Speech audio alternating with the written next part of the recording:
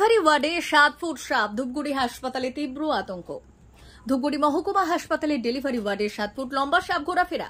মঙ্গলবার দুপুরে ওষুধের ঘরে ঢুকে এক নার্স আচমকাই দেখতে পান লম্বা সাপের লেজ। মুহূর্তে চিৎকার, হুড়োহুড়ি, গর্ভবতী মহিলা ভর্তি ওয়ার্ড ফাঁকা করে দেন আতঙ্কিত আত্মীয়রা। খবর যায় ডুয়ার্স নেচার অ্যান্ড স্নেক লাভার অর্গানাইজেশনের কাছে। আধ ঘন্টা চেষ্টায় উদ্ধার হয় বিষহীন দাঁড়া সাপ। তবুও হাসপাতালের মতো স্পর্শকাতর স্থানে এমন ঘটনায় আতঙ্ক তুঙ্গে। নাসিকা নীতি কুণ্ডু জানালেন, সাপ দেখে শিউরে উঠেছিলাম। রোগীর আত্মীয় শিবশঙ্কর রায় বললেন, জীবনে প্রথম হাসপাতালের ভেতরে এত বড় সাপ দেখলাম। পরিবেশ কর্মী সুভাষিস ঘোষের অনুমান, ইঁদুর বা ব্যাঙ তাড়া করতে গিয়ে ওষুধ ঘরে ঢুকেছিল সাপটি।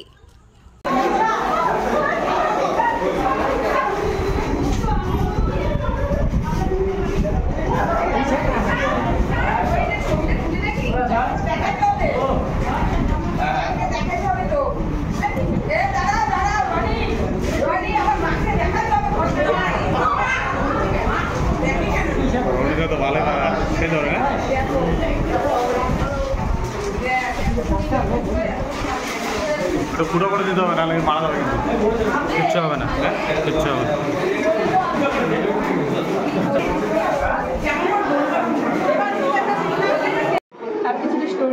কখন দেখতে পেলেন? আমি যখন শোরুম খুলি তখন দেখতে পেয়েছি। তারপর কাদের খবর দেওয়া হয়? আমি আমার সিস্টারকে জানিয়েছি। এখন কি সাপটি উদ্ধার হয়েছে? কতটা আতঙ্কে ছিল হাসপাতাল? একটু ভয় পেয়েছিলাম।